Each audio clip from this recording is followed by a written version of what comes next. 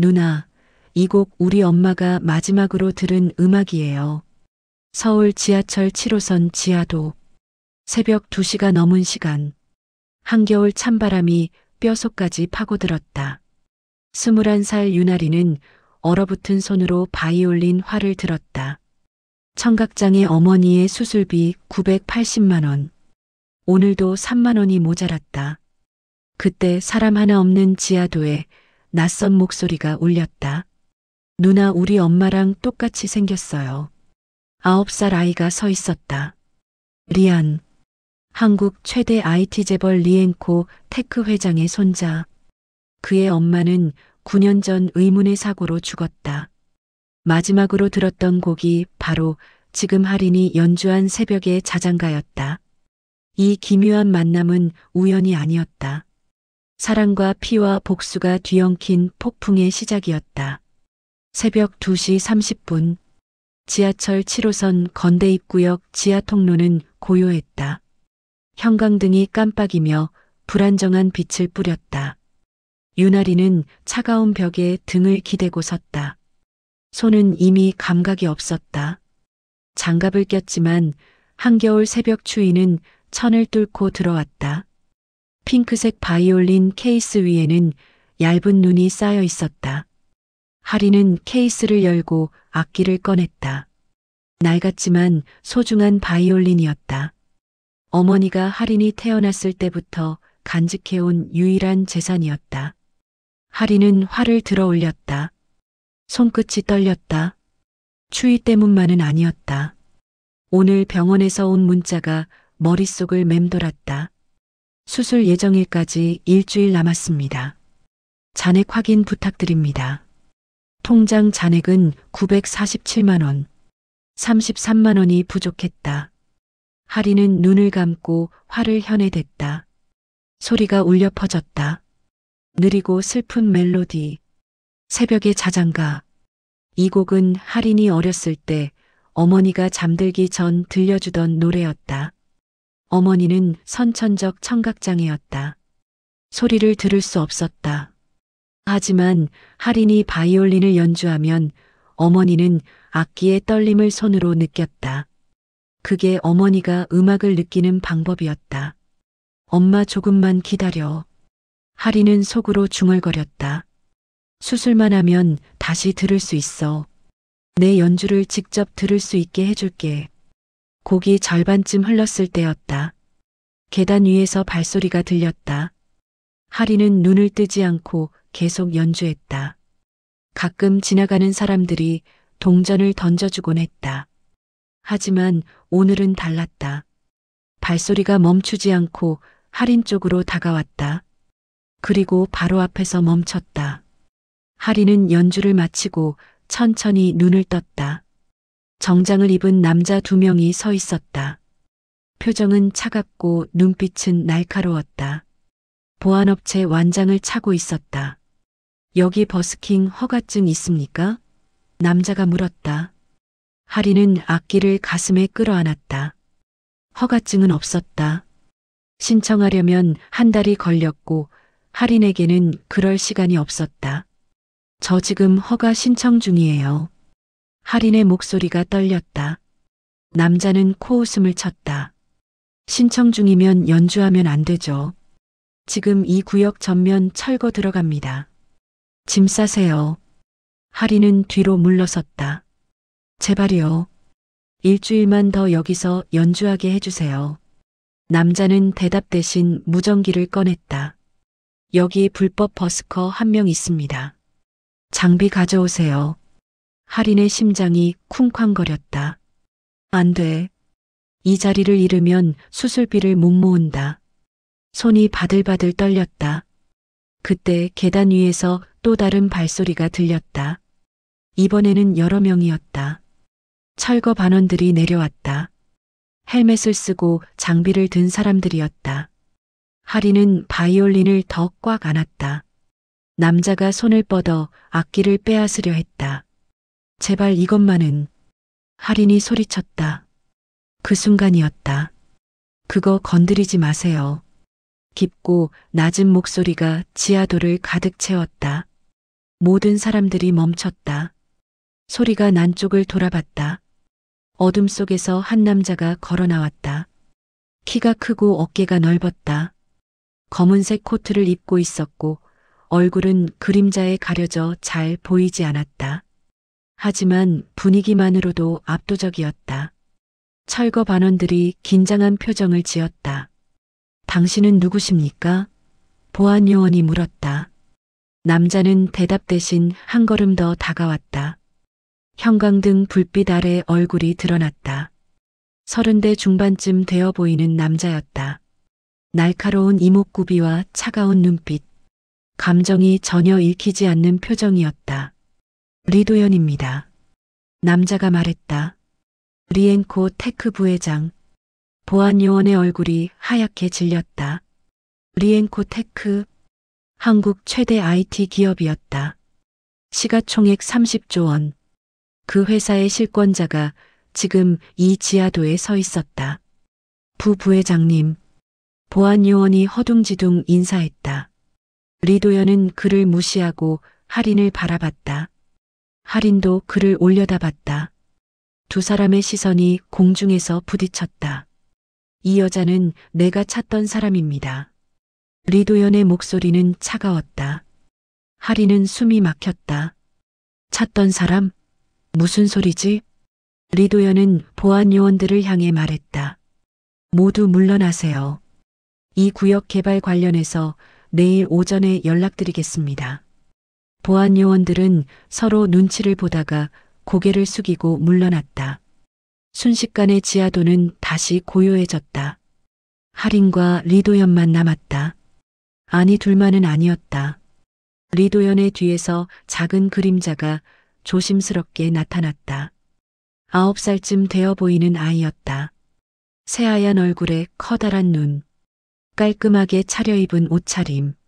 하지만 표정은 어딘가 슬퍼 보였다.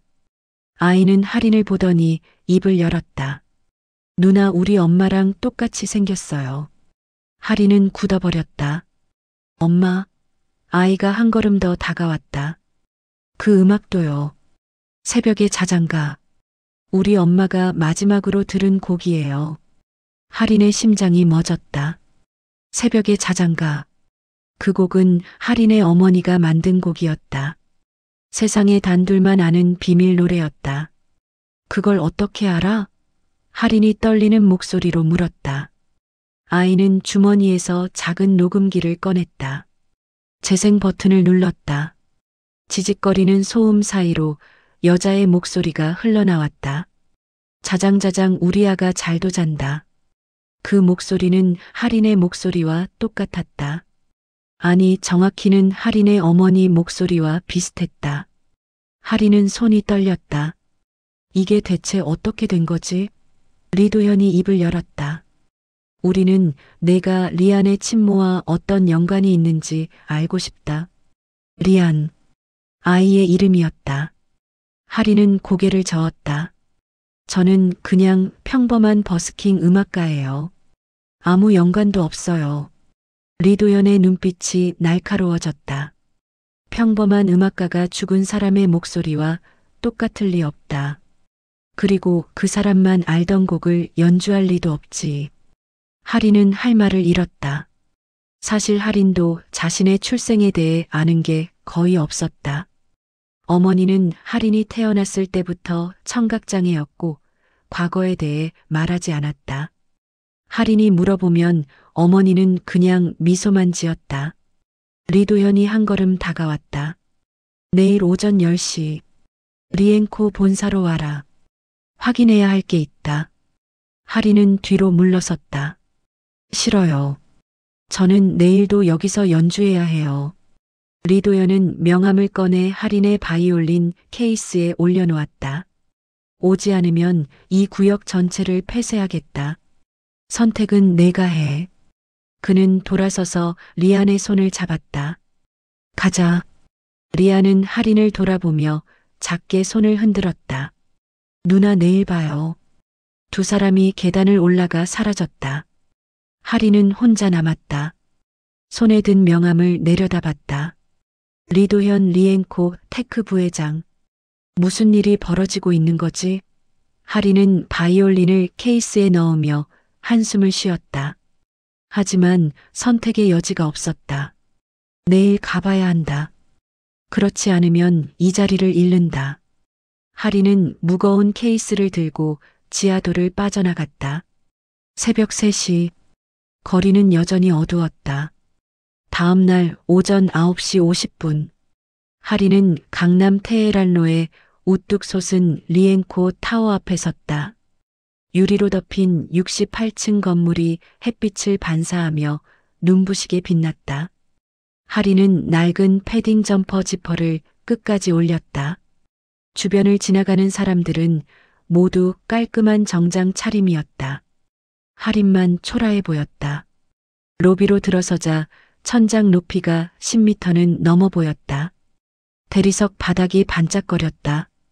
안내 데스크 직원이 하린을 보더니 미간을 찌푸렸다. 어떻게 오셨나요?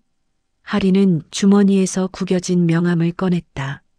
리도현 부회장님이 오라고 하셨어요. 직원의 표정이 굳었다.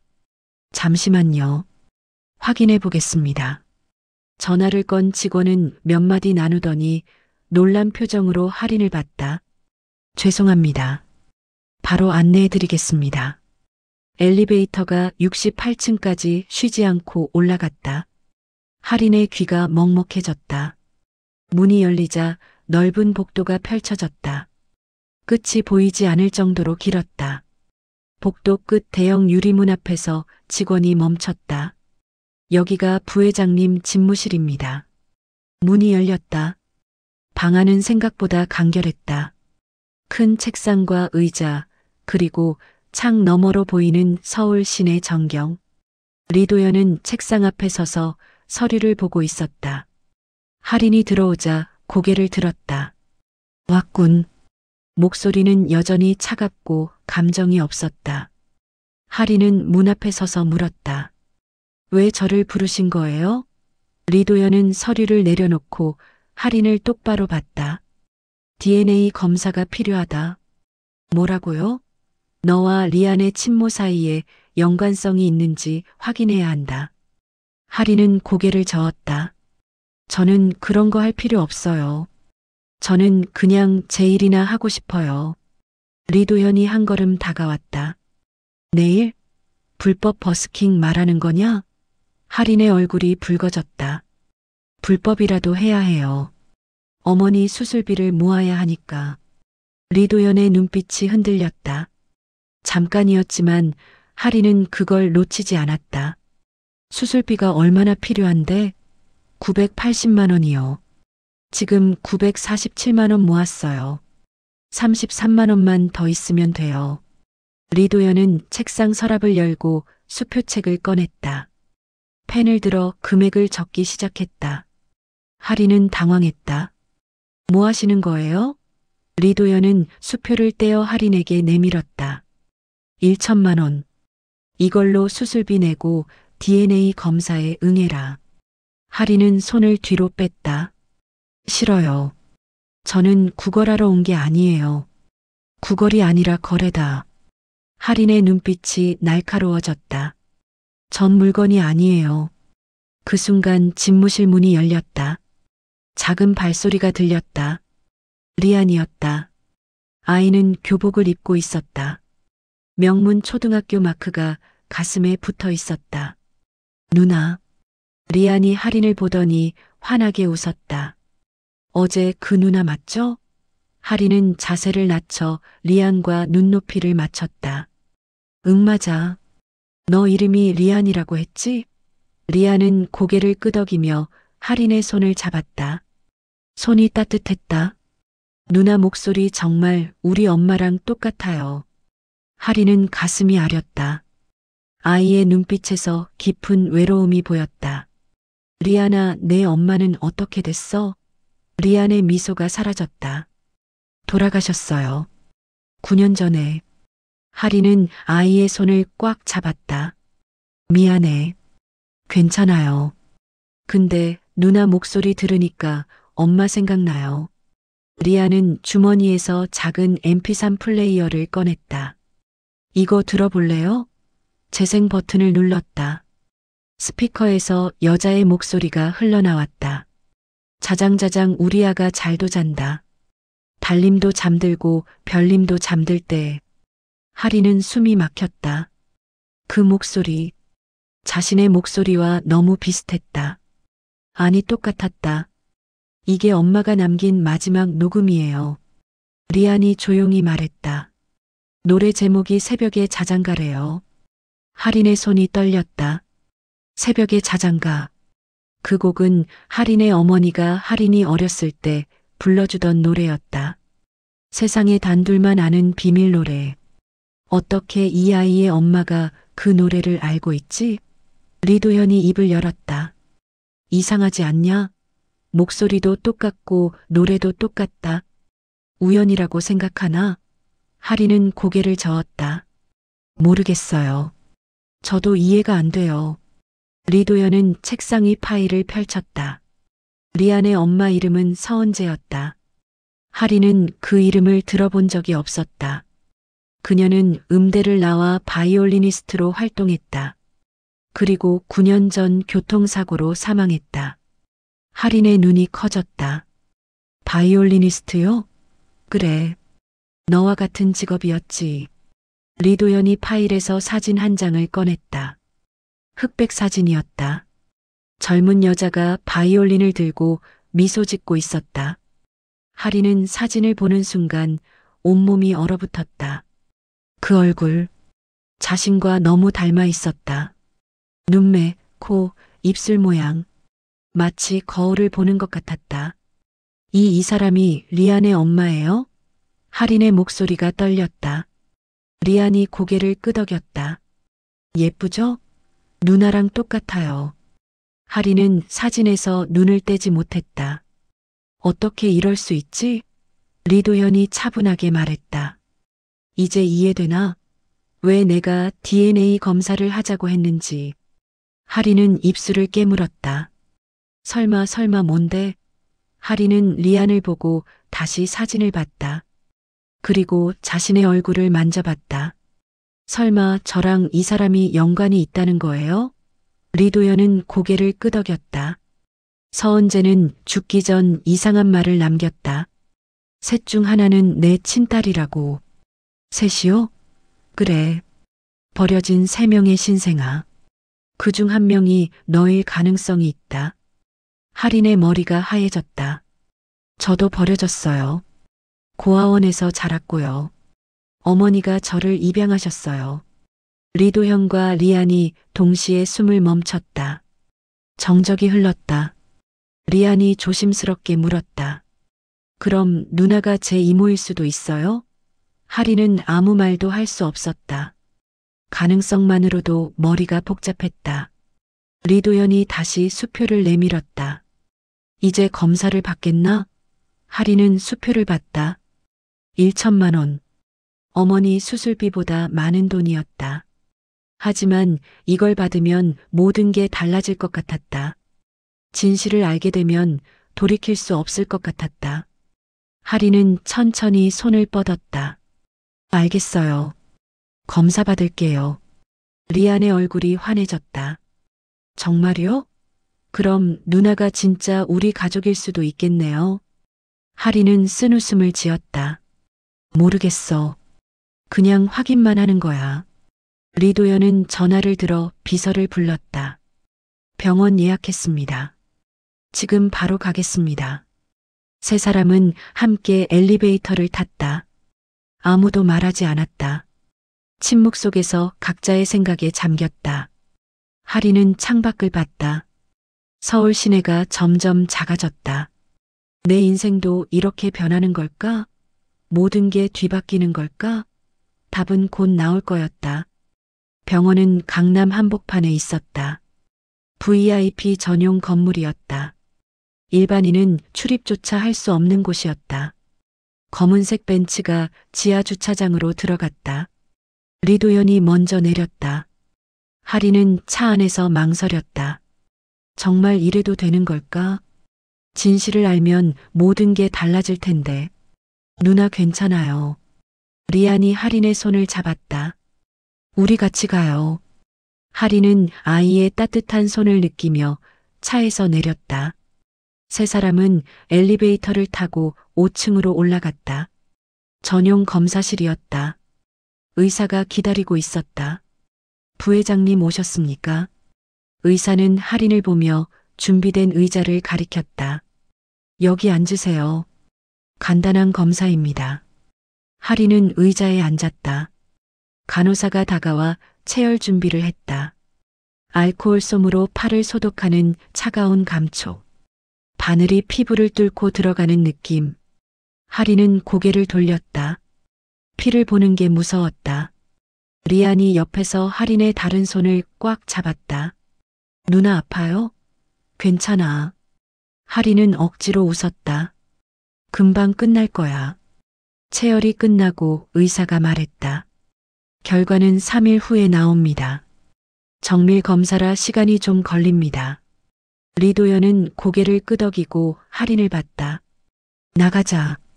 세 사람은 다시 차에 탔다.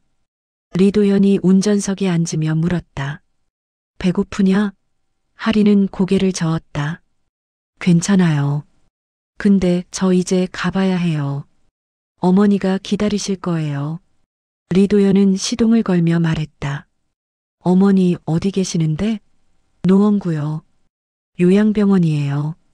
리도연은 내비게이션에 주소를 입력했다. 데려다 줄게. 할인은 당황했다. 아니에요. 괜찮아요. 버스 타고 갈 수 있어요. 됐어. 어차피 할 일도 없다. 차는 강남을 벗어나 북쪽으로 향했다. 리아는 뒷좌석에서 창밖을 보고 있었다. 가끔 할인을 힐끗 쳐다보기도 했다. 할인도 리안을 봤다. 아이의 눈빛에는 기대감이 가득했다. 누나가 정말 가족이었으면 좋겠다는 표정이었다. 40분쯤 달려 요양병원에 도착했다. 낡은 3층 건물이었다. 페인트가 벗겨진 외벽과 녹슨 철문. 할인은 차에서 내리며 말했다. 여기에요. 고마워요. 리도현도 차에서 내렸다. 같이 들어가도 되나? 할인은 놀랐다. 왜요? 어머니를 뵙고 싶어서. 할인은 잠시 망설이다 고개를 끄덕였다. 알겠어요. 세 사람은 병원 안으로 들어갔다. 소독약 냄새가 코를 찔렀다. 복도는 좁고 어두웠다. 303호실 문을 열었다. 작은 방 안에 침대 하나가 놓여 있었다. 할인의 어머니 윤미선이 누워 있었다. 46살이지만 머리는 이미 반백이었다. 얼굴은 수척했고 눈은 감겨 있었다. 엄마. 할인이 다가가 어머니의 손을 잡았다. 나왔어. 윤미선은 눈을 떴다. 할인을 보고 미소 지었다. 입모양으로 말했다. 우리 딸. 소리는 나오지 않았다. 청각장애와 함께 후두 문제도 있어서 말을 할 수 없었다. 할인은 수화로 대답했다. 엄마 오늘 좋은 일 있었어. 수술비 다 모았어. 윤미선의 눈이 커졌다. 정말? 응. 이제 수술 받을 수 있어. 윤미선은 눈물을 글썽였다. 기쁨의 눈물이었다. 리도현과 리안이 문 앞에 서서 지켜봤다. 리안이 작게 속삭였다. 아저씨 저 아줌마 말 못해요? 응. 청각장애도 있으시대. 리안은 슬픈 표를 지었다. 우리 엄마도 마지막에 말 못했어요. 사고 나고 나서. 리도현은 아이의 머리를 쓰다듬었다. 할인이 어머니에게 수화로 물었다. 엄마 내가 태어났을 때 이야기해 줄 수 있어? 윤미선은 고개를 기울였다. 왜 갑자기? 궁금해서. 엄마는 나를 어디서 찾았어? 윤미선은 한참을 생각하더니 수화를 시작했다. 24년 전 겨울이었어. 나는 고아원에서 자원봉사를 하고 있었지. 그날 밤 고아원 문 앞에 박스가 놓여 있었어. 안에 너가 있었어. 갓 태어난 아기였지. 할인은 숨을 삼켰다. 다른 건 없었어? 쪽지나 물건 같은 거? 윤미선은 고개를 끄덕였다. 작은 녹음기가 있었어. 자장가가 녹음되어 있었지. 새벽의 자장가. 할인의 심장이 뛰었다. 그 녹음기 아직 있어? 윤미선은 고개를 저었다. 미안해. 이사할 때 잃어버렸어. 할인은 실망했지만 어머니를 탓할 수 없었다. 괜찮아, 엄마. 윤미선은 할인의 손을 꽉 잡았다. 넌 내 딸이야. 피가 섞이지 않아도 내 딸이지. 할인은 눈물이 났다. 알아, 엄마. 나도 엄마가 진짜 엄마야. 리도현이 조심스럽게 다가왔다. 어머님, 안녕하세요. 윤미선은 리도현을 보고 놀란 표정을 지었다. 남자였다. 그것도 아주 잘생긴. 할인이 수화로 설명했다. 이 사람은 리도현이라는 분이에요. 저를 도와주셨어요. 윤미선은 고개를 숙여 인사했다. 리도현도 정중하게 인사했다. 할인 씨를 잘 돌봐주셔서 감사합니다. 윤미선은 웃었다. 입모양으로 고맙다고 말했다. 리안도 다가왔다. 아줌마 안녕하세요. 저는 리안이에요. 윤미선은 리안을 보고 표정이 굳었다. 아이를 뚫어져라 쳐다봤다. 할인이 물었다. 엄마 왜 그래? 윤미선은 떨리는 손으로 수화했다. 이 아이 누구니? 리안이라는 아이예요. 윤미선은 계속 리안을 봤다. 그리고 천천히 수화했다. 이 아이 어디서 봤어? 할인은 놀랐다. 어디서 봤다고? 윤미선은 고개를 저었다. 기억이 안 나. 근데 분명 본 것 같아. 할인과 리도현이 눈을 마주쳤다. 뭔가 이상했다. 윤미선이 리안을 알 리 없었다. 두 사람은 완전히 다른 세계에 살았으니까. 할인은 어머니에게 물었다. 엄마 정말 본 적 있어? 윤미선은 확신할 수 없다는 표정을 지었다. 모르겠어.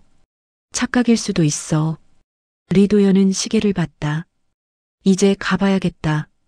할인 씨 나가자. 할인은 어머니에게 작별 인사를 했다. 엄마 수술 날짜 잡히면 바로 연락할게. 윤미선은 할인을 꼭 안았다. 조심해서 가. 세 사람은 병원을 나왔다. 차에 타고 나서 리안이 물었다. 아저씨 아까 그 아줌마 저를 아는 것 같았어요. 리도현은 고개를 끄덕였다. 나도 그렇게 느꼈어. 이상한 일이지. 할인은 창밖을 보며 생각했다. 모든 게 연결되어 있는 것 같았다.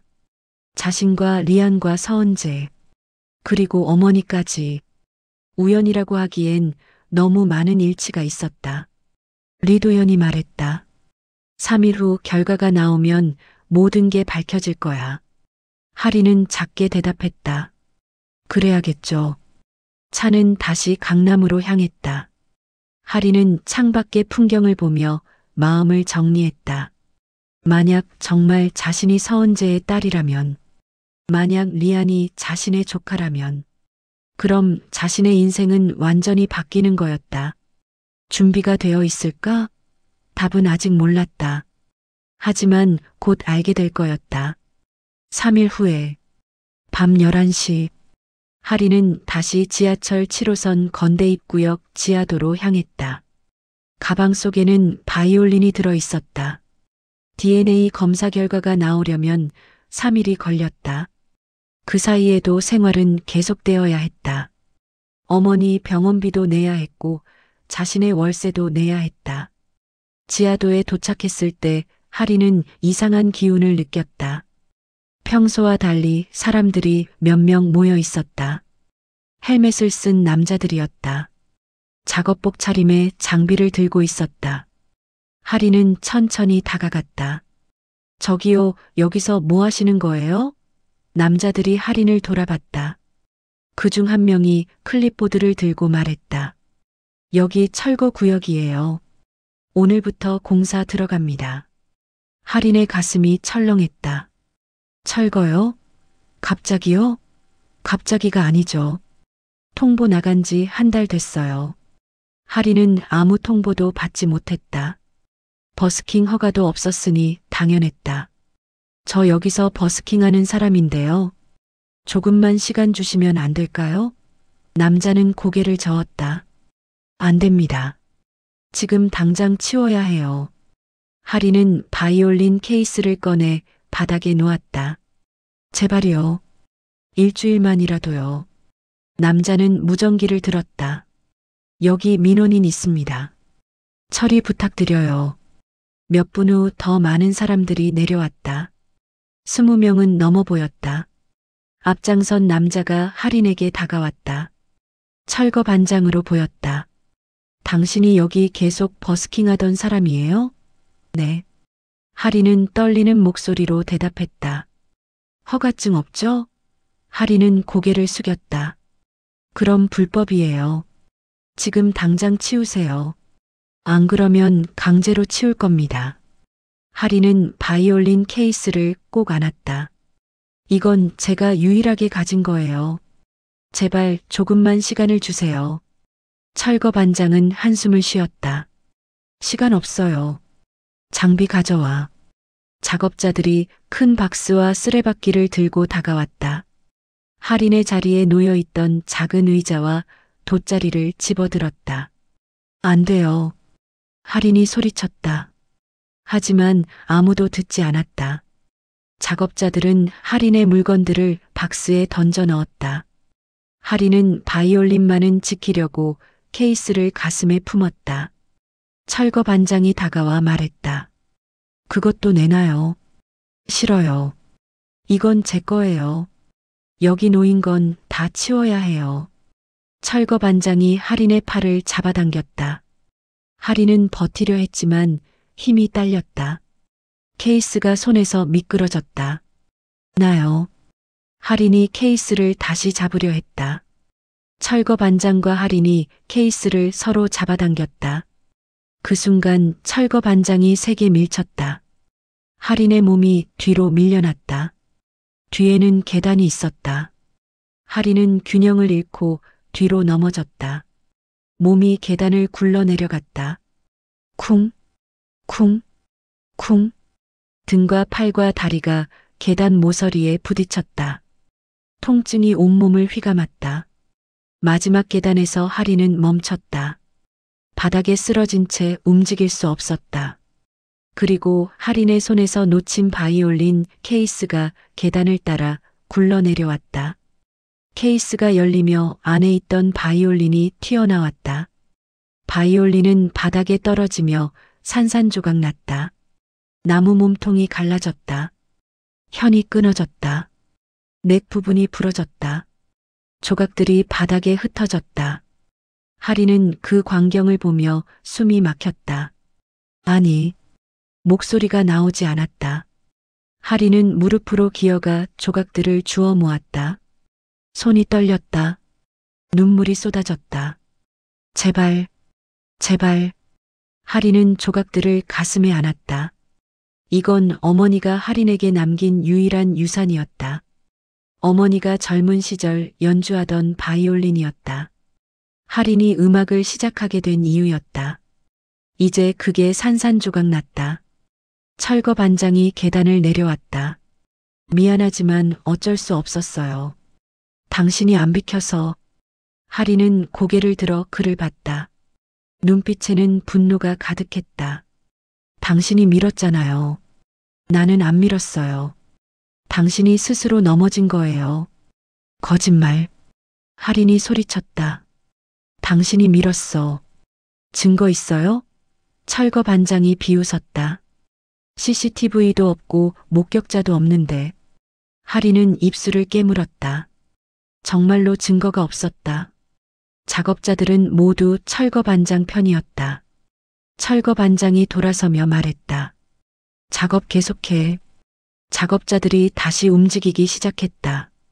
하린은 바이올린 조각들을 주워 담으며 울었다. 어떻게 하지? 이제 어떻게 수술비를 모으지? 손에서 피가 났다. 조각을 줍다가 날카로운 부분에 베인 거였다. 하지만 하린은 아픔을 느끼지 못했다. 마음이 너무 아파서 몸의 통증 따위는 느껴지지 않았다. 그때 지하도 입구에서 인기척이 들렸다. 발소리가 들렸다. 여러 명이었다. 작업자들이 고개를 돌렸다. 어둠 속에서 한 남자가 걸어 나왔다. 검은 코트를 입은 리도현이었다. 그의 뒤로 정장 차림의 남자들이 줄지어 섰다. 보안팀이었다. 리도현은 계단 아래 주저앉아 있는 할인을 봤다. 할인의 손에서 피가 흐르고 있었다. 바닥에는 바이올린 조각들이 흩어져 있었다. 리도현의 얼굴이 굳었다. 당장 멈춰. 리도현의 목소리가 지하도에 울렸다. 철거 반장이 돌아봤다. 당신 누구야? 리엔코 테크 부회장 리도현이다. 철거 반장의 얼굴이 하얗게 질렸다. 부회장님? 리도현은 보안팀에게 신호를 보냈다. 보안 요원들이 철거 반원들을 포위했다. 이 구역의 개발권은 오늘부로 리엔코가 인수했다. 철거 반장이 당황하며 말했다. 그게 무슨 말씀이세요? 이 구역은 저희 회사가 계약 취소됐다. 리도현이 서류를 꺼내 던졌다. 지금부터 모든 권한은 나에게 있다. 철거 반장은 서류를 주워 읽었다. 정말로 계약 취소 통보서였다. 그것도 1시간 전에 발효된. 당장 장비 정리하고 나가. 안 그러면 불법 침입으로 고소하겠다. 철거 반장은 할 말을 잃었다. 작업자들에게 손짓했다. 철수한다. 사람들이 황급히 장비를 챙겨 나갔다. 순식간에 지하도는 조용해졌다. 리도현은 할인에게 다가갔다. 천천히 계단을 내려와 할인 앞에 무릎을 꿇었다. 괜찮아? 할인은 눈물을 닦지도 않고 바이올린 조각을 보고 있었다. 깨졌어요. 리도현은 조각들을 봤다. 고칠 수 있어? 아니에요. 이건 못 고쳐요. 너무 많이 부서졌어요. 리도현은 할인의 손을 잡았다. 피가 묻은 손이었다. 일단 병원 가자. 할인은 고개를 저었다. 싫어요. 여기 있을 거예요. 안 돼. 다쳤어. 리도현은 강제로 할인을 일으켰다. 할인은 비틀거렸다. 온몸이 아팠다. 리도현이 할인을 부축했다. 보안팀장에게 말했다. 차 대령해. 네 부회장님. 할인은 리도현의 팔에 기댄 채 계단을 올라갔다. 바이올린 조각들은 바닥에 남겨졌다. 할인은 뒤돌아봤다. 조각들이 형광등 불빛 아래 반짝이고 있었다. 이제 정말 끝이구나. 모든 게 끝났어. 차가 도착했다. 리도현은 할인을 뒷좌석에 태웠다. 그리고 자신도 옆에 앉았다. 운전기사에게 말했다. 가장 가까운 응급실로. 차는 빠르게 출발했다. 할인은 창밖을 보며 눈물을 흘렸다. 리도현은 아무 말하지 않았다. 그냥 옆에 앉아 있었다. 침묵 속에서 둘은 각자 생각에 잠겼다. 할인은 눈을 떴다. 천장이 하얗게 빛나고 있었다. 어디지? 고개를 돌리자 의료 장비들이 보였다. 병원이었다. 응급실. 링거가 팔에 꽂혀 있었다. 손목과 팔에는 붕대가 감겨 있었다. 온몸이 쑤셨다. 누나. 작은 목소리가 들렸다. 할인은 고개를 돌렸다. 리안이 침대 옆 의자에 앉아 할인의 손을 잡고 있었다. 아이의 눈은 빨갛게 충혈되어 있었다. 울었던 것 같았다. 리안아. 할인의 목소리가 쉬었다. 리안은 할인의 손을 더 꽉 잡았다. 누나 죽는 줄 알았어요. 괜찮아. 안 죽었잖아. 할인은 억지로 웃었다. 리안은 눈물을 닦았다. 정말 무서웠어요. 아저씨가 누나 안고 뛰어오는데 피투성이었어요. 할인은 기억을 더듬었다. 리도현이 자신을 차에 태웠던 것까지는 기억났다. 그 이후는 희미했다. 의식을 잃었던 모양이었다. 얼마나 잤어? 3시간이요. 지금 새벽 2시예요. 할인은 창밖을 봤다. 어두웠다. 커튼 사이로 가로등 불빛만 보였다. 그때 응급실 커튼이 열렸다. 리도연이 들어왔다. 손에 서류 봉투를 들고 있었다. 깼구나. 리도연의 목소리는 평소보다 낮았다. 네. 하리는 몸을 일으키려 했다. 리도연이 손을 내밀어 말렸다. 움직이지 마. 타박상이 심해.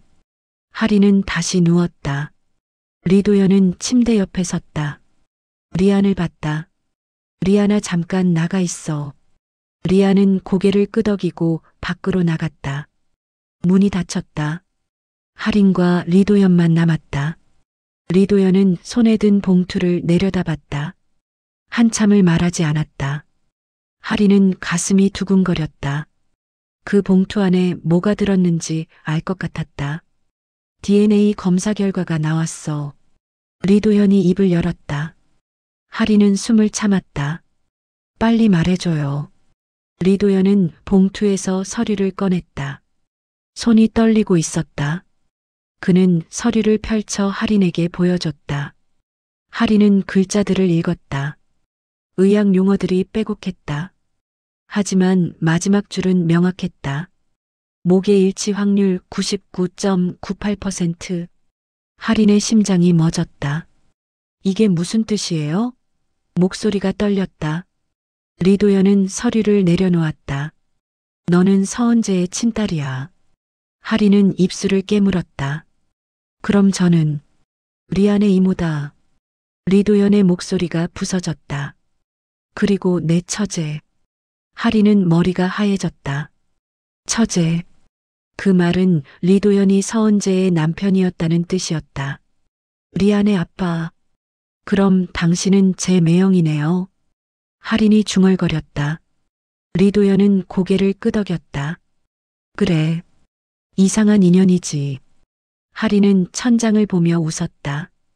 웃음이 나왔다. 비참한 웃음이었다.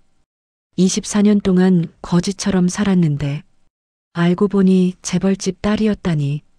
리도연은 아무 말하지 않았다. 하리는 눈물이 났다. 왜 지금까지 찾지 않았어요? 왜 저를 버려뒀어요? 리도연의 얼굴이 일그러졌다. 미안하다. 우리도 몰랐어.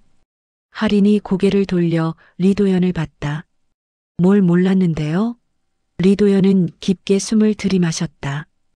은재가 죽었을 때 우리는 아무것도 몰랐어. 그녀가 아이를 낳았다는 것도, 3명이나 낳았다는 것도. 3명? 하린이 되물었다. 리도연은 고개를 끄덕였다. 은재는 3 쌍둥이를 낳았어. 하지만 아무에게도 말하지 않았지. 하린은 입을 다물었다. 3 쌍둥이. 그럼 자신에게 언니나 동생이 2명 더 있다는 얘기였다. 왜요? 왜 숨겼어요? 리도연의 눈빛이 어두워졌다. 은재의 아버지 때문이야. 은재의 아버지? 서은재의 아버지는 서한국이었다. 한국 10대 재벌 중 하나인 한국그룹 회장. 그 사람이 왜? 하린이 물었다. 리도연은 주먹을 쥐었다. 그는 은재가 나와 결혼한 걸 반대했어. 나는 그때 아무것도 아니었거든. 그냥 작은 IT 회사 직원이었지. 하리는 숨을 삼켰다. 서한국은 딸을 재벌가와 결혼시키려 했어. 정략 결혼.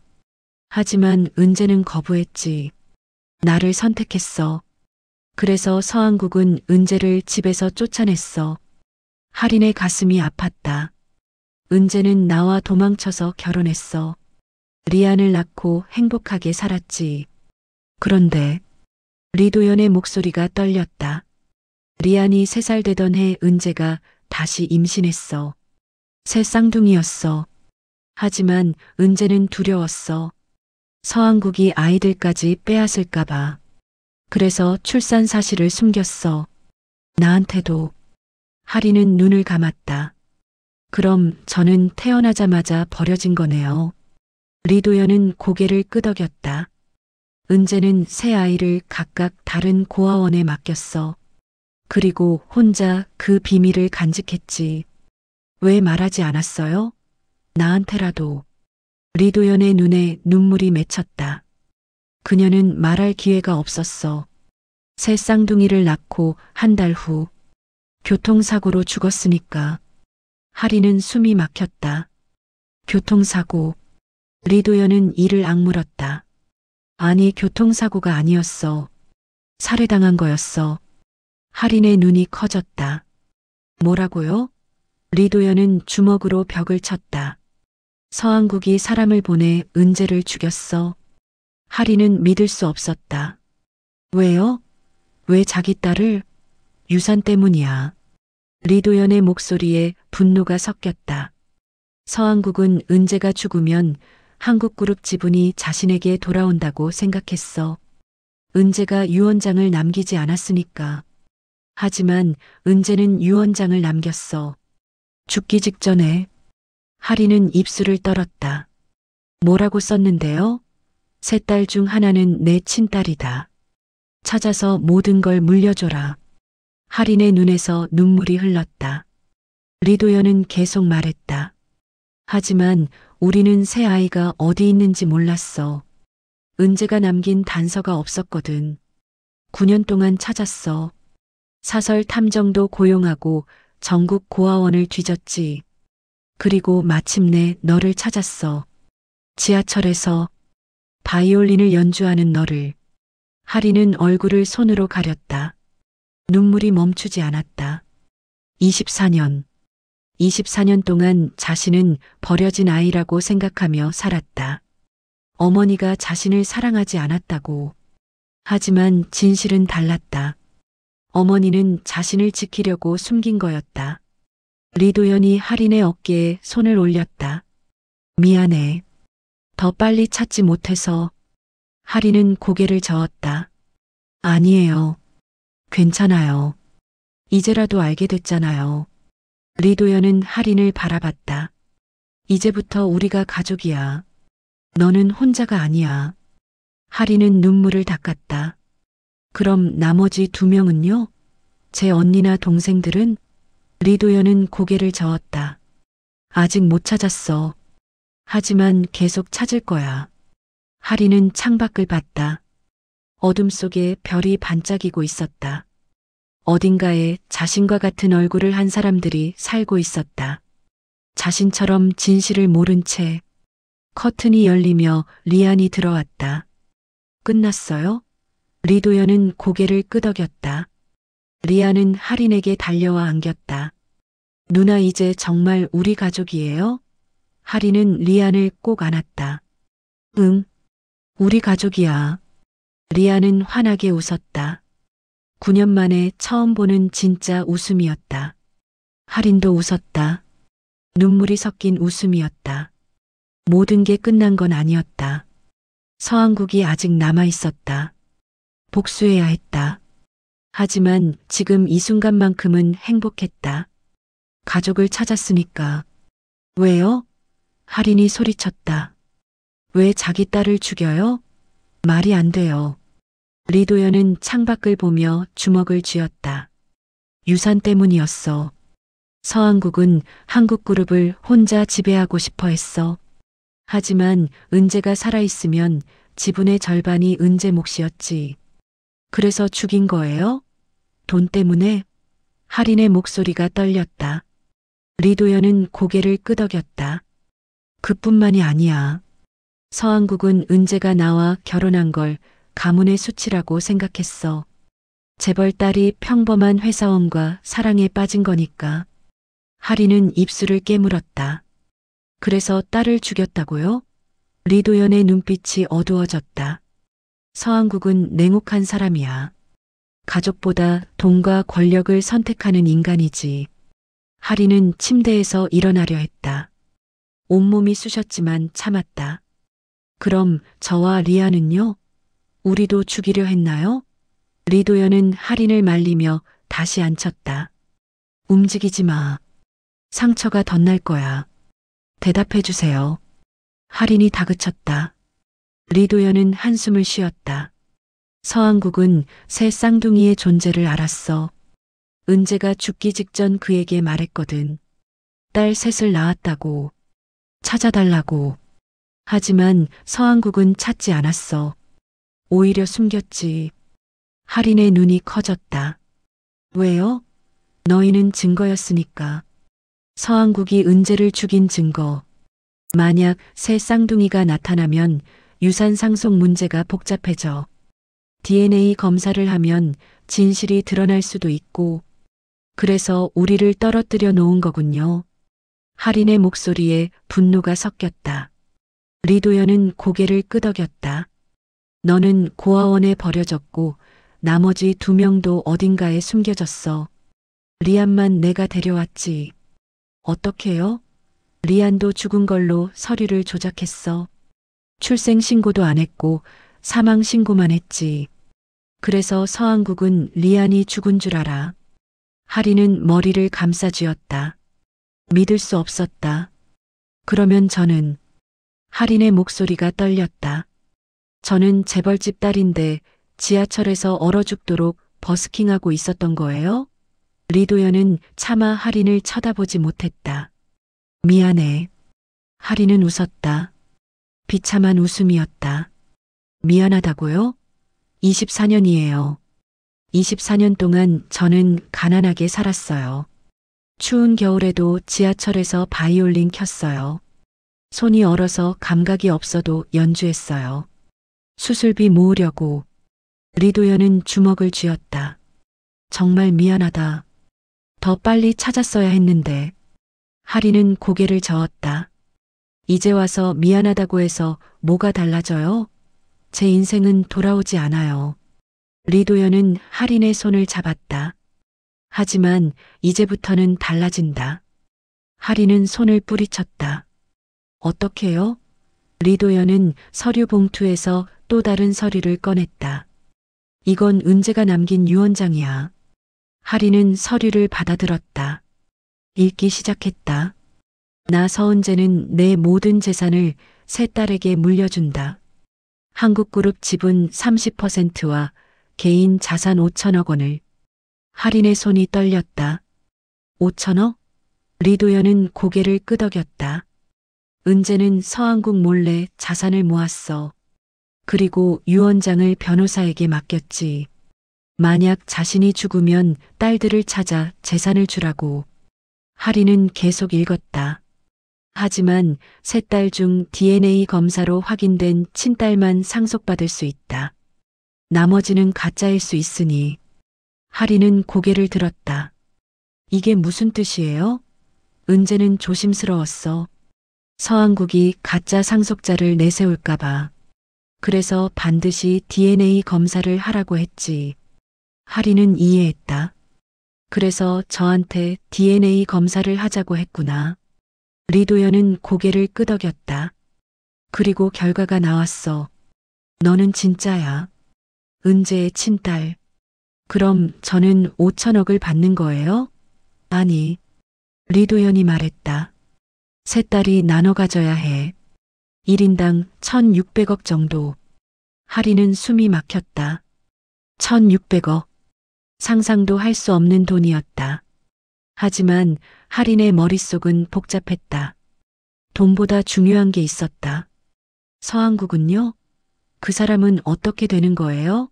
리도연의 눈빛이 차갑게 변했다. 그를 무너뜨릴 거야. 어떻게요? 너를 이용해서. 할인은 눈을 가늘게 떴다. 무슨 뜻이에요? 리도연은 몸을 앞으로 기울였다. 너를 공개할 거야. 서은재의 친딸이라고. 그리고 유산 상속 소송을 걸 거야. 할인은 숨을 삼켰다. 그럼 서한국은요? 패닉에 빠질 거야. 자신이 숨겨놓은 손녀가 나타났으니까. 게다가 유산까지 빼앗기게 되니까. 할인은 고개를 끄덕였다. 좋아요. 하겠어요. 리도연이 놀란 표를 지었다. 정말? 네. 할인의 목소리는 단호했다.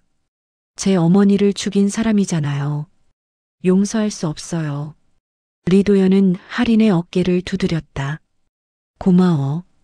하지만 위험할 거야. 서한국은 가만히 있지 않을 거야. 할인은 리도연을 똑바로 봤다. 괜찮아요. 저는 이미 죽을 뻔했어요. 오늘 밤에 계단에서 굴러 떨어졌을 때 더 이상 잃을 게 없어요. 리도연은 할인의 눈빛에서 결연함을 봤다. 알겠어. 그럼 내일부터 준비하자. 뭘 준비하는데요? 기자회견. 리도연이 말했다. 전국에 공개할 거야. 서은재의 딸이 살아있다고. 할인은 긴장했다. 준비할 시간을 주세요. 며칠만. 리도연은 고개를 끄덕였다. 일주일 줄게. 그동안 내 신변을 보호할 거야. 보안팀을 붙일게. 할인은 고개를 저었다. 그건 필요 없어요. 필요해. 서한국이 너를 노릴 수 있어. 할인은 입술을 깨물었다. 알겠어요. 하지만 제 어머니도 보호해 주세요. 윤미선 어머니요. 리도연은 고개를 끄덕였다. 당연하지. 내일 당장 어머니를 더 좋은 병원으로 옮길게. VIP 병실로. 할인의 눈에 눈물이 맺혔다. 고마워요. 리도연은 일어서며 말했다. 이제 쉬어. 내일부터 바쁠 거야. 할인은 고개를 끄덕였다. 리도연이 나가려는데 할인이 불렀다. 리도연 씨. 리도연이 돌아봤다. 왜? 제 언니나 동생들도 꼭 찾아주세요. 리도연은 미소 지었다. 약속할게. 문이 닫혔다. 할인은 혼자 남았다. 창밖을 보며 생각했다. 내일부터 모든 게 달라질 거였다.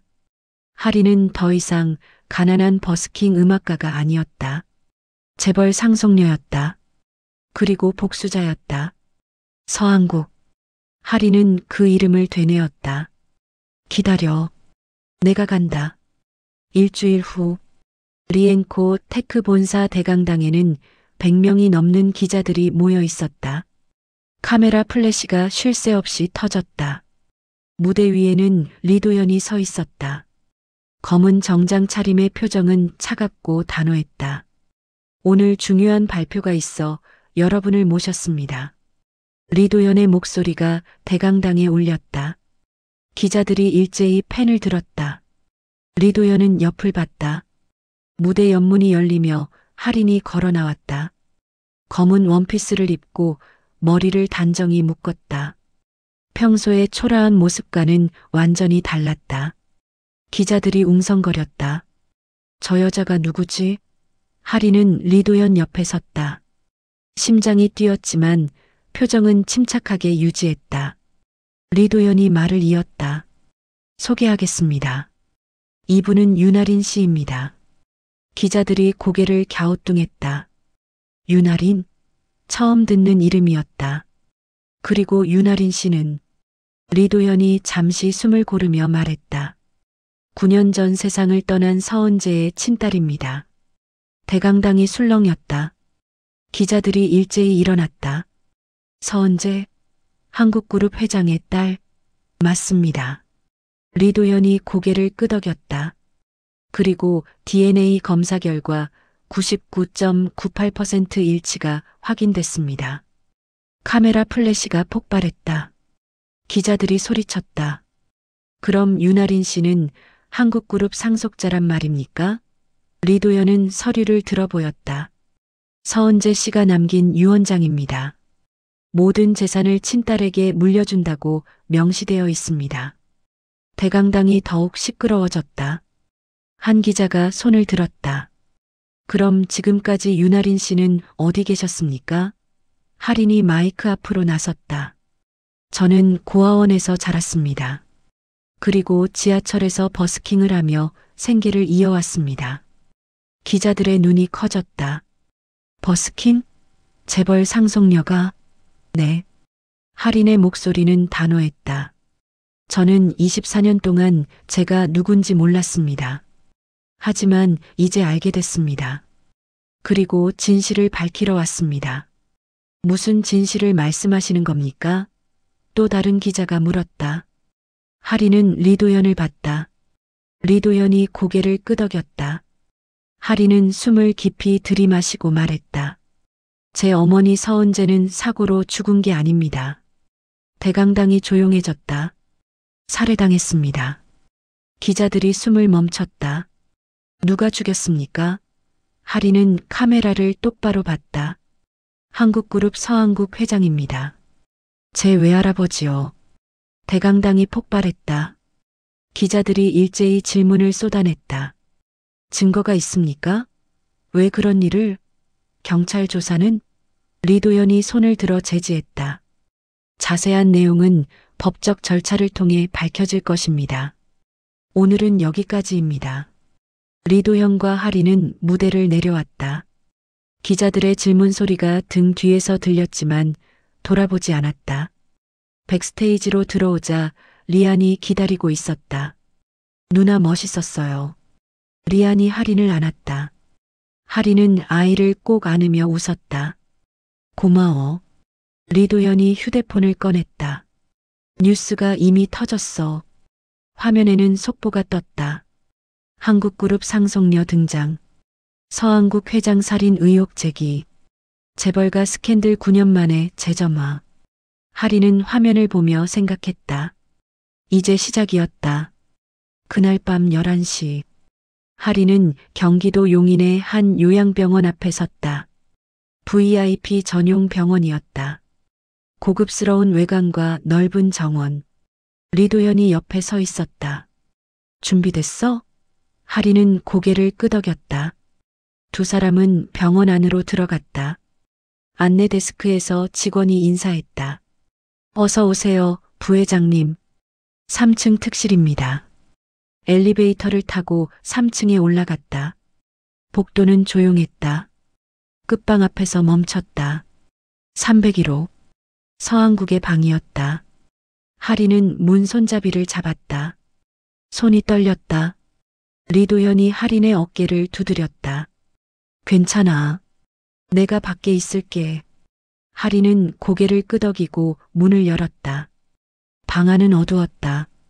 침대 하나와 의료 장비들. 그리고 침대에 누워있는 늙은 남자. 서한국이었다. 75살. 한때 한국 재계를 주름잡던 거물. 하지만 지금은 병들어 누워 있었다. 하린이 침대 옆으로 다가갔다. 발소리에 서한국이 눈을 떴다. 탁한 눈빛이었다. 누구냐? 목소리는 쉬었고 힘이 없었다. 하리는 침대 옆 의자에 앉았다. 저예요. 버렸던 그 아이. 서한국의 눈이 커졌다. 몸을 일으키려 했지만 힘이 없어서 그냥 누워 있었다. 설마 내가? 네. 윤아린이에요. 아니 서아린이라고 해야 하나요? 서은재의 딸. 서한국의 얼굴이 하얗게 질렸다. 살아있었단 말이냐? 당연하죠. 하리는 차갑게 웃었다. 24년 동안 지옥처럼 살았지만 살아남았어요. 서한국은 숨을 헐떡였다. 너는 죽었어야 했는데. 왜요? 하린이 몸을 앞으로 기울였다. 왜 저는 죽었어야 했나요? 서한국은 대답하지 않았다. 그냥 하린을 노려볼 뿐이었다. 하린은 계속 말했다. 제 어머니를 죽였죠? 자기 친딸을. 서한국의 입술이 떨렸다. 그건 사고였어. 거짓말. 하린의 목소리가 높아졌다. 당신이 사람을 보내 어머니를 죽였어요. 유산 때문에. 서한국은 고개를 돌렸다. 나는 모른다. 알아요. 하린은 서한국의 얼굴을 똑바로 보게 만들었다. 증거도 있어요. 당신이 고용한 운전기사의 증언. 은행 거래 내역. 모든 게 다 있어요. 서한국은 숨을 거칠게 내쉬었다. 내가 뭘 안다고. 많이 알아요. 하린은 일어섰다. 그리고 당신을 무너뜨릴 거예요. 서한국이 비웃었다. 너 같은 애송이가 아니에요. 하린의 눈빛이 차갑게 빛났다. 저는 서은재의 딸이에요. 그리고 유일한 상속자예요. 당신의 모든 걸 빼앗을 거예요. 서한국의 얼굴이 일그러졌다. 감히. 네. 감히요. 하린은 문으로 걸어갔다. 돌아서서 마지막으로 말했다. 내일 법원에 소송을 제기할 거예요. 살인 교사와 유산 횡령 혐의로. 준비하세요.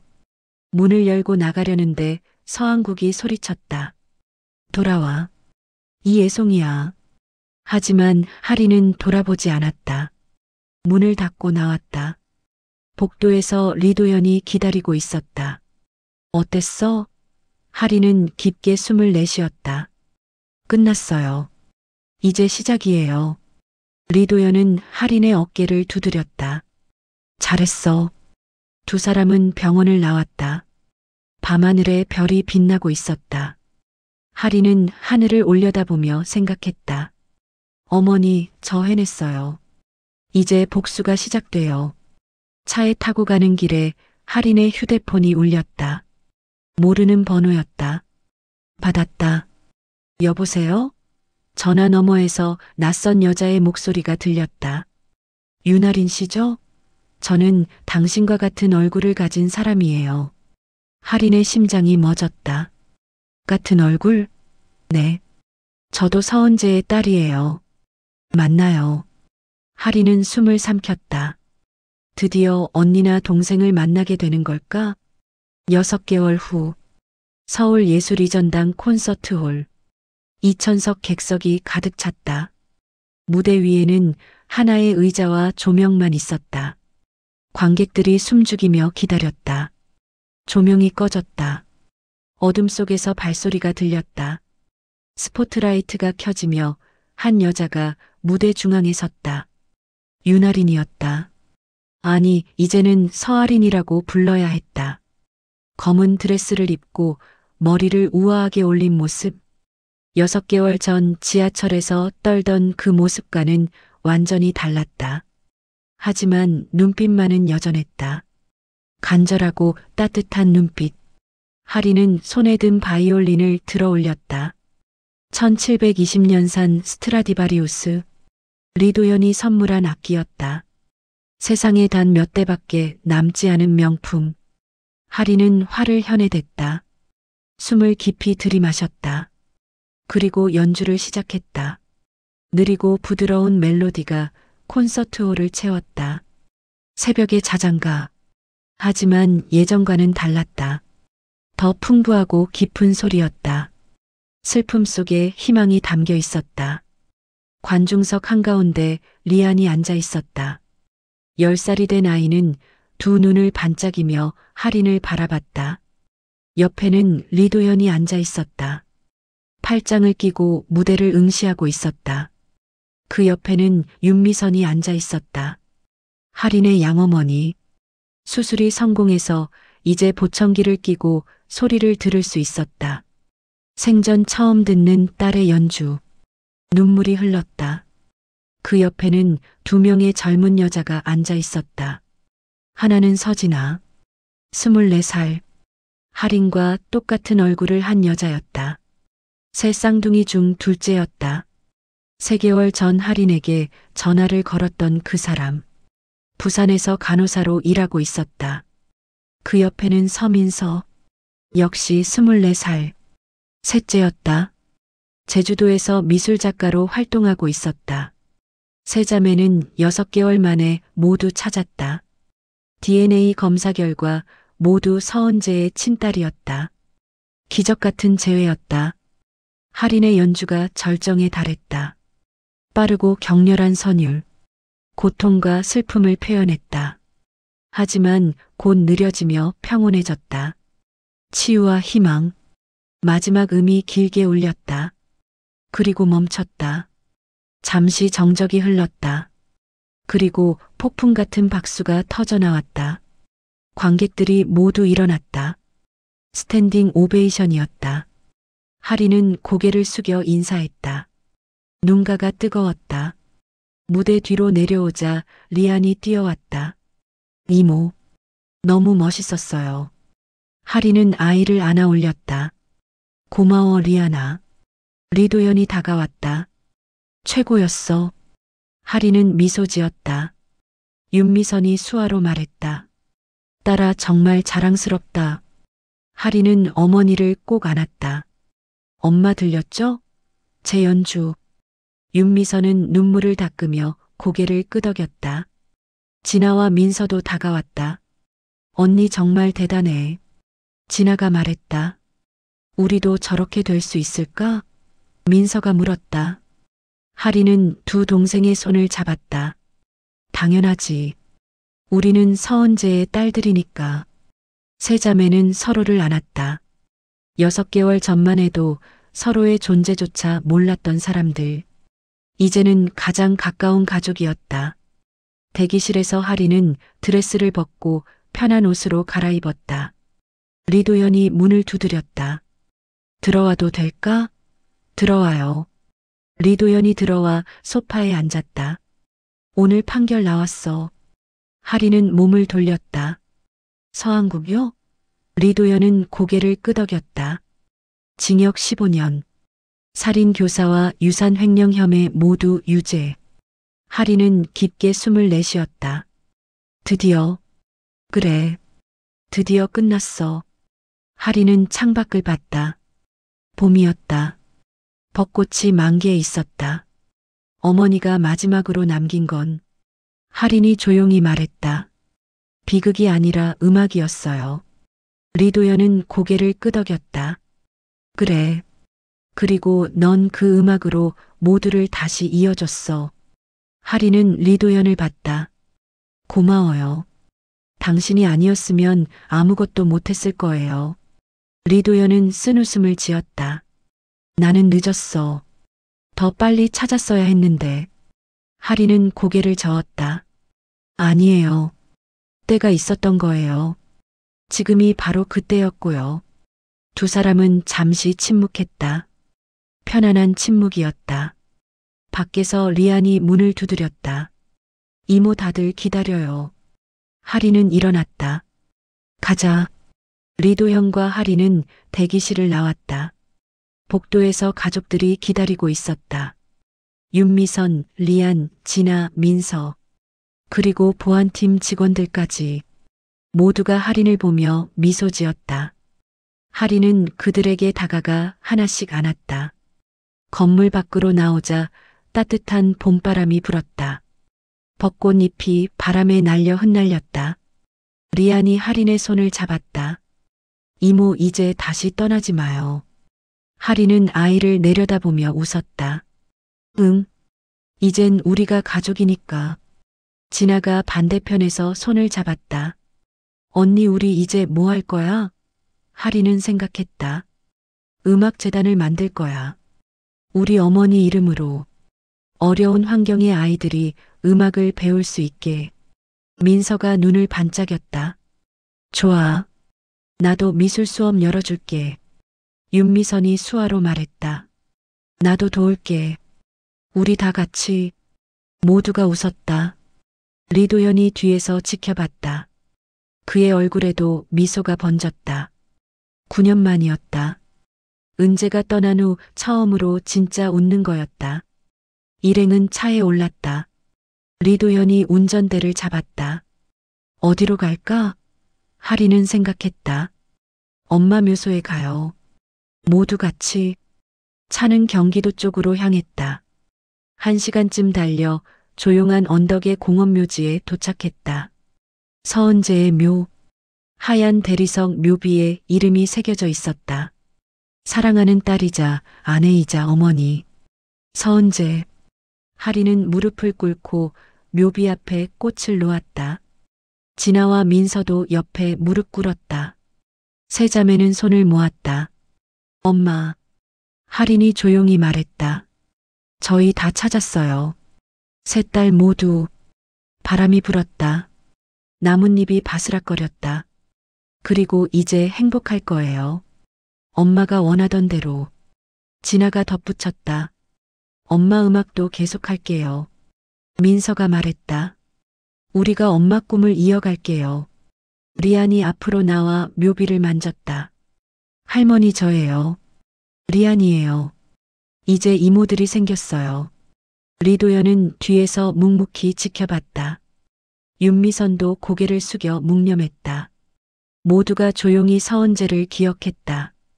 한참 후 하린이 일어났다. 가자. 우리 새로운 시작을 해야지. 모두가 고개를 끄덕이고 일어났다. 언덕을 내려가며 하리는 뒤를 돌아봤다. 묘비가 햇빛을 받아 반짝이고 있었다. 잘 자요, 엄마. 우리 잘 살게요. 하리는 돌아서서 앞을 봤다. 가족들이 함께 걷고 있었다. 따뜻한 봄날. 겨울은 끝났다. 폭풍은 지나갔고 우리는 다시 함께였다. 하리는 미소 지으며 걸음을 옮겼다. 새로운 봄을 향해.